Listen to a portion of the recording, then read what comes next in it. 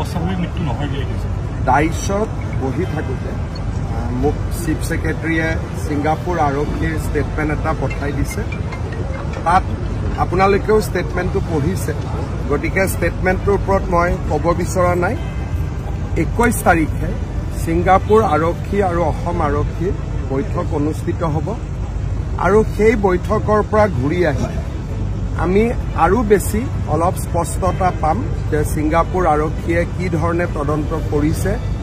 বা তদন্তৰ গতি কি।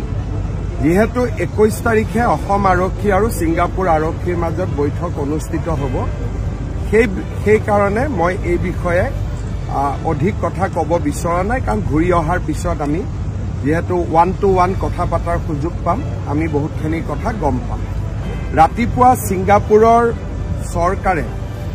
ভাৰত চৰকাৰলৈকে এখন তেওঁলোকে এম্বেচি লেংগুৱেজ থাকে, অসমৰ পৰা তেওঁলোকৰ পলিটিকেল লিডাৰৰ ফেচবুক বা টুইটাৰত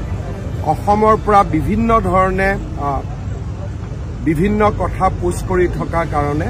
তেওঁলোকে অসন্তুষ্টি ব্যক্ত কৰিছে আৰু ছিংগাপুৰ চৰকাৰেও অসম চৰকাৰক অনুৰোধ কৰিছে যাতে আমি অসমৰ ৰাইজক অনুৰোধ কৰোঁ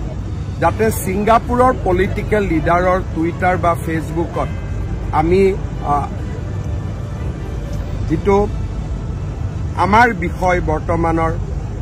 যিটো অসমীয়া মানুহৰ যিটো আমাৰ প্ৰসংগ, সেই বিষয়ে তেওঁলোকৰ পলিটিকেল লিডাৰৰ টুইটাৰ বা ফেচবুকত নিদিবৰ বাবে অনুৰোধ কৰিছে আৰু তেওঁলোকে আমাক প্ৰতিশ্ৰুতি দিছে যে আমি অসম আৰক্ষীৰ লগতো কথা পাতিম আৰু 3 মাহ পিছত আমাৰ যিখন তদন্তৰ প্ৰতিবেদন তাক আমি ৰাজহুৱাও কৰি তাৰ প্ৰতিলিপিও আপোনালোকক দিম।